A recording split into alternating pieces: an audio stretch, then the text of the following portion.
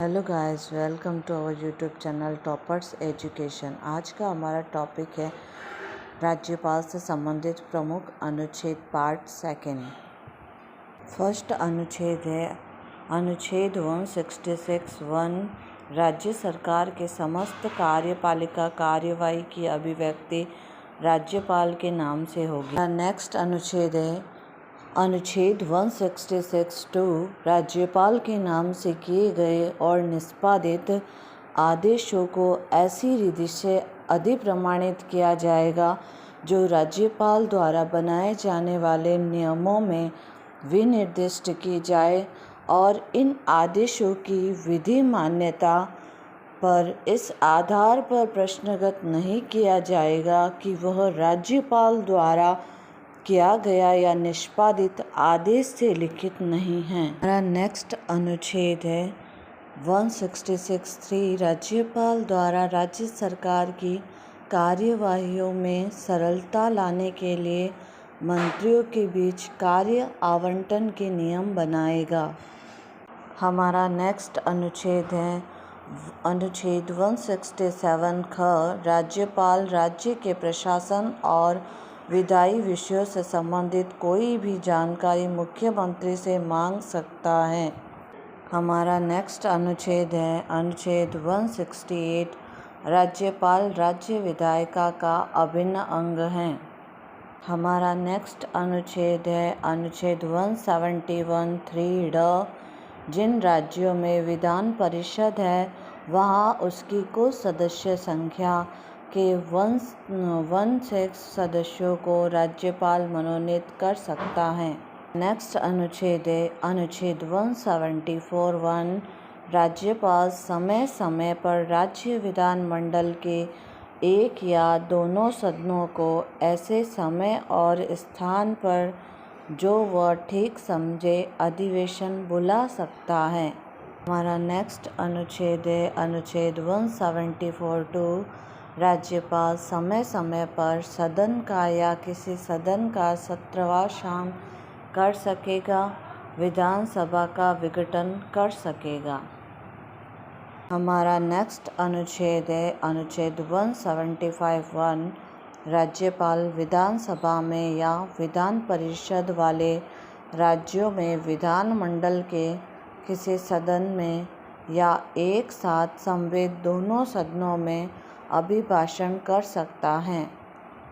हमारा नेक्स्ट अनुच्छेद है अनुच्छेद 175(2) विधानमंडल में लंबित किसी विधेयक या किसी अन्य विषय पर संदेश भेज सकता है। हमारा नेक्स्ट अनुच्छेद है अनुच्छेद 200 राज्य विधानमंडल द्वारा पारित किसी विधेयक को राष्ट्रपति के विचार हेतु आरक्षित करना। राज्य विधानमंडल द्वारा पारित किसी विधेयक को एक बार पुनर्विचार हेतु लौटाना। हमारा नेक्स्ट अनुच्छेद है अनुच्छेद 201 राज्यपाल प्रत्येक वित्तीय वर्ष के प्रारंभ में वार्षिक आय व्यय का अनुमानित विवरण बजट विधानमंडल के समक्ष रखवाता है। हमारा नेक्स्ट अनुच्छेद है अनुच्छेद 208(3) राज्यपाल विधानसभा अध्यक्ष और विधान परिषद के सभापति से परामर्श करने के पश्चात दोनों सदनों में परस्पर संचार से संबंधित प्रक्रिया के नियम बना सकेगा। हमारा नेक्स्ट अनुच्छेद है अनुच्छेद 213(1) राज्यपाल को अध्यादेश जारी करने की शक्ति दी गई है। राज्यपाल जब राज्य विधानमंडल का सत्र न चला रहा हो और किसी समय राज्यपाल को यह समाधान हो जाता है कि ऐसी परिस्थितियां विद्यमान हैं जिनके कारण तुरंत कार्रवाई करना आवश्यक हो गया है, तो वह अध्यादेश जारी कर सकता है। हमारा नेक्स्ट अनुच्छेद है अनुच्छेद 213(2) राज्यपाल द्वारा जारी अध्यादेश का वही बल और प्रभाव होता है जो राज्य विधानमंडल द्वारा निर्मित विधि का होता है। हमारा नेक्स्ट अनुच्छेद है अनुच्छेद 213(2) क अध्यादेश राज्य विधानसभा के समक्ष और विधान परिषद वाले राज्य में दोनों सदनों के समक्ष रखा जाएगा तथा विधानमंडल के पुनः संवेग होने से 6 सप्ताह की समाप्ति पर या उससे पहले विधानसभा उसके अनुमोदन का संकल्प पारित कर देती है और विधान परिषद है तो वह उससे सहमत हो जाती है, तो उस स्थिति में संकल्प से सहमत होने पर प्रवर्तन में नहीं रहेगा।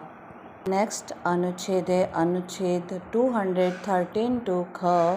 राज्यपाल किसी भी समय अध्यादेश को वापस ले सकता है।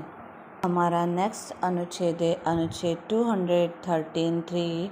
अध्यादेश ऐसा कोई उपबंध करता है जो राज्य विधानमंडल संविधान के अधीन समकक्ष नहीं है और जिसे राज्यपाल ने अनुमति दे दी है, अधिनियमित किए जाने पर विधि मान्य नहीं होगा, वो अध्यादेश वहाँ तक शून्य होगा। हमारा नेक्स्ट अनुच्छेद है अनुच्छेद 233। राज्यपाल जिला न्यायाधीशों की नियुक्ति, पदोन्नति व स्थानांतरण उच्च न्यायालय के परामर्श करता है। नेक्स्ट अनुच्छेद है अनुच्छेद 361(1). राष्ट्रपति व राज्यपाल अपने पद की शक्तियों के प्रयोग और कर्तव्यों के पालन के लिए किए गए कार्यों के लिए किसी भी न्यायालय के प्रति उत्तरदायी नहीं होंगे। नेक्स्ट अनुच्छेद है अनुच्छेद 361(2). पदावधि के दौरान राष्ट्रपति व राज्यपाल के विरुद्ध दंडिक कार्यवाही प्रारंभ या चालू नहीं रखी जाएगी। नेक्स्ट अनुच्छेद है अनुच्छेद 361(3). राष्ट्रपति या राज्यपाल के पदावधि के दौरान उसकी गिरफ्तारी या कारावास के लिए किसी न्यायालय से कोई आदेश नहीं निकाला जाएगा। नेक्स्ट अनुच्छेद है अनुच्छेद 361(4). व्यक्तिगत कार्य के लिए पदावधि के दौरान सिविल मुकदमा चलाया जा सकता है, लेकिन क लिखित सूचना देनी होगी, ख ऐसी सूचना के बाद 2 माह का समय देना होगा, ग सूचना में शिकायतकर्ता का नाम, पता, शिकायत की प्रकृति की जानकारी देनी होगी। Thank you for watching guys.